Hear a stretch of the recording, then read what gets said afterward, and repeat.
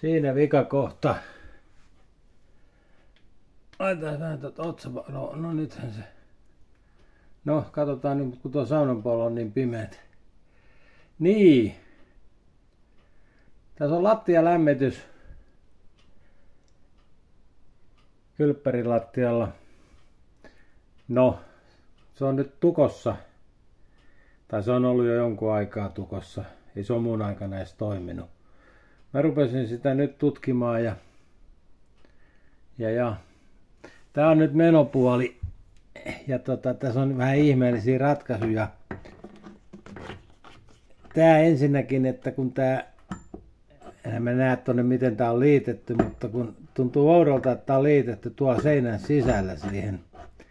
Oletettavasti muoviputkeen, koska tää näin heiluu ja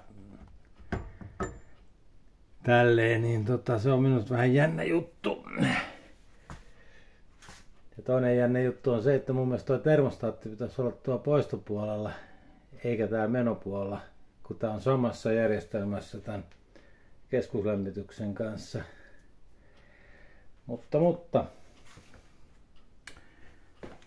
se nyt on silleen. Ja täällä on nyt sitten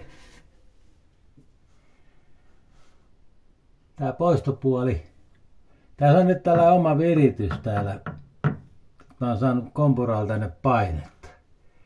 Yritin sitä sillä avata, mutta eihän se lähde. Ei lähde, ei. Ja täällä on sama juttu, että tämähän on hyvin täällä. Mä en nyt viitti tätä siitä irrottaa, mutta enkä mä yhä kädellä pysty tekemään. Niin täällä on sama juttu, että se on tämä metallikulma, niin se on ilmeisesti muoviputkessa kiinni ja se liitos on tuo seinän sisällä. Että vähän outoja ratkaisuja.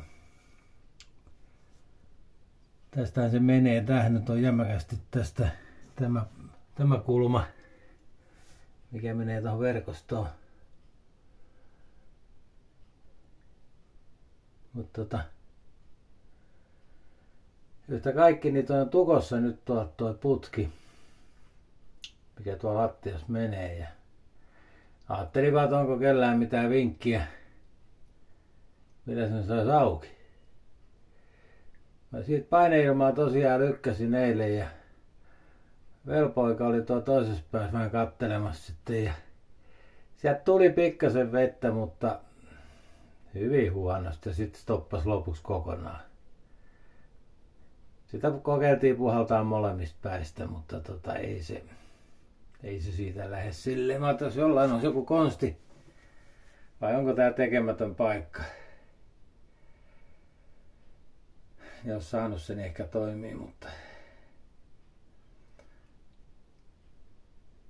en tiedä. Mutta tällainen ongelma nyt on. Tääkin on vähän huono tää.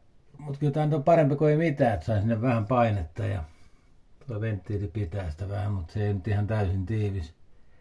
Se vähän valskaa sekin, mutta tämmönen hommeli. Jos jollain tosiaan joku toimiva konsti, millä sen saisi auki, niin hyvä on, mutta jos ei, niin sit saa olla. En mä sitä tällä tietoa ainakaan mitään tee sille sitten. Tämmöstä.